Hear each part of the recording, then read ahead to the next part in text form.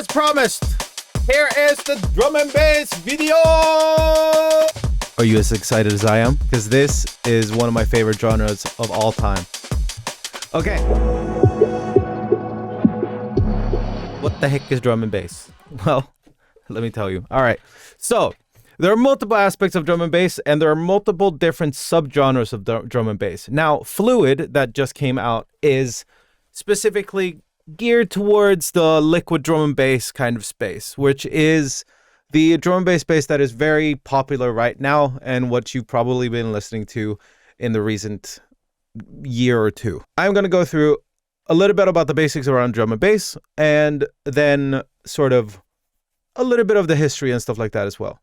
So, drum and bass, what is it? Well, you can sort of distinctly hear a very, very, very characteristic snare and kick pattern in drum and bass. Oh, that was the full instrumental. Cut that. You can hear a very distinct kick and snare pattern in drum and bass. There we go. Very common drum and bass pattern, and it is like basically just like the essence of drum and bass. Alongside one more thing. So where did this originate? Well, if you've ever heard of breakbeats, which we also have in the studio that you can check out, but breakbeats specifically, you can hear here. Now, what are those? Well, breakbeats are small clips that producers back in the day would cut out of funk tracks and stuff like that. You can hear a lot of them in like old school funk, like James Brown, for example. There would be these small sections where the drummer would play these small sections of a solo where they would play a little bit more funky than usual. They wouldn't go way too far out and like completely just obliterate the drum set or anything, but they would play it a little bit more stanky, I guess. These little sections, these producers were able to cut out and then speed up to make these drum breaks. So what they would do is they would speed it up to somewhere around the lines of like 160 to 180 BPM. It's very up to you based on what you want. Drum and bass tracks usually live around that space in BPM. They would then stretch all of these and then chop them up on each beat. So they would be able to trigger them however they wanted. So you could just go and make drum breaks, which is also something that breakcore uses a lot. And it would make it into this. So you can kind of imagine what that is going to sound like. Now, that leaves us with what? Well, something that is very, very common in drum and bass are, well, the other part of the name, basses. So if we can listen to these ones, for example. Very strong, gritty, kind of like enveloping, wide basses that live alongside these drum breaks. Now, Liquid specifically has a little bit of a more lighter touch on the entire soundscaping. So if you listen to a couple of the instrumentals,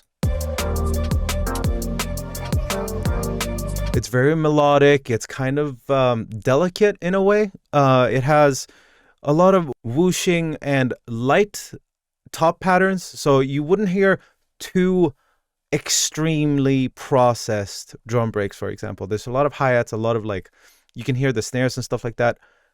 However, the melodic aspect of it is very, very present in this subgenre. Now, if we listen to a couple of the other instrumentals in the pack. So it leaves a lot of space in its production, generally. And you can hear that the hi-hats are pretty light as well.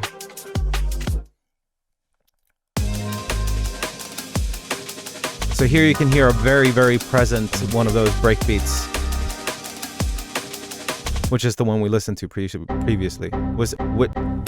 Which is the one we listened to previously. Now.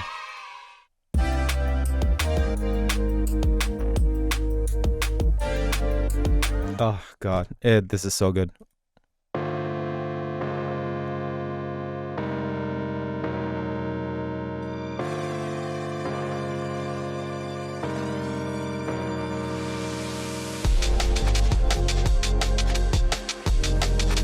So you can hear a lot of those ethereal kind of like vibey synths that are like super wide and enveloping and moving, modulating all over, right?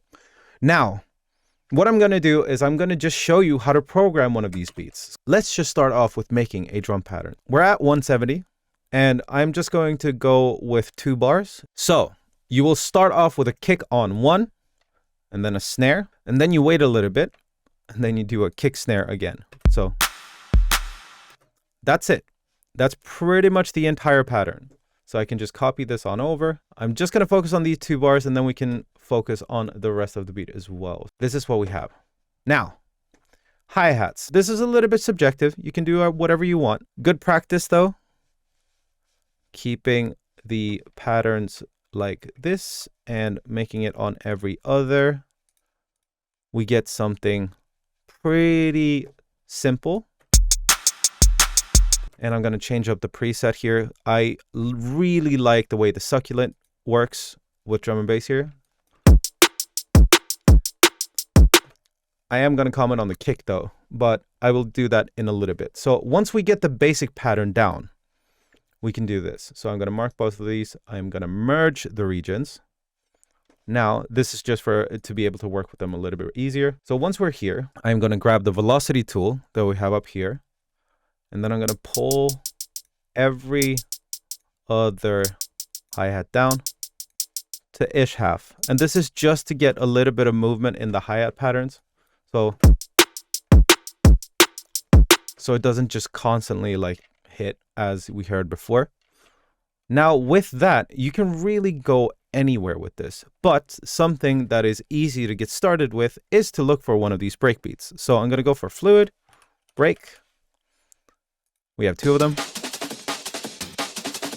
And just letting this live alongside of the ones that you have already, you get this.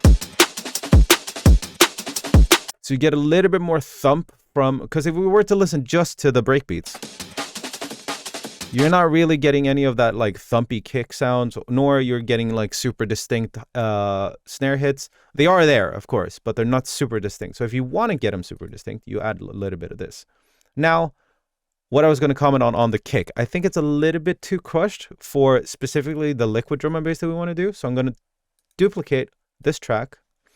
I'm going to delete the kick out of the first one. And I'm going to change up the sound for the next one. So I'm going to keep the kick on the other. And then I'm going to change the instrument to Toxie Kit. And this kick works really, really well. So if you listen to it now, you get this. It's thumpy, it's clean, it's crisp. You can hear it here. So now we get...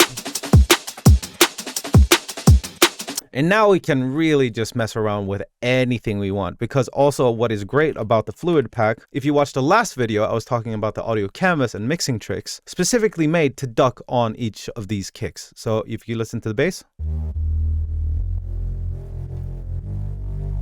or for example, any of the synths, we can go for.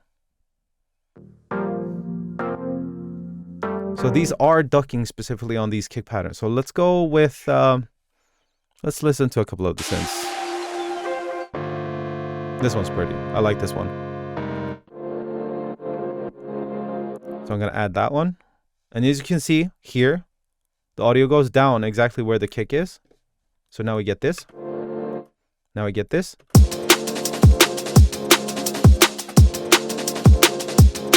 And what we can do, of course, is we can extend this into 4 bars because this loop specifically is... Oh, it's way longer than that. Never mind. Let's go with the 4 bars anyway. So I'm going to do this. I'm going to copy all of these over, holding Alt and dragging it over. Now we get this.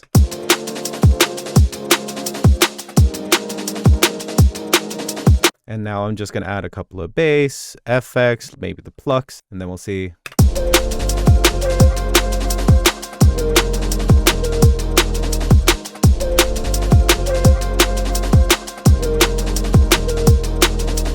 And from here, there's really nothing stopping you. This is kind of like a very simplified way of starting to make drum and bass. And with that, I wanted to say thank you so much for watching, and I will see you in the next one. Peace out.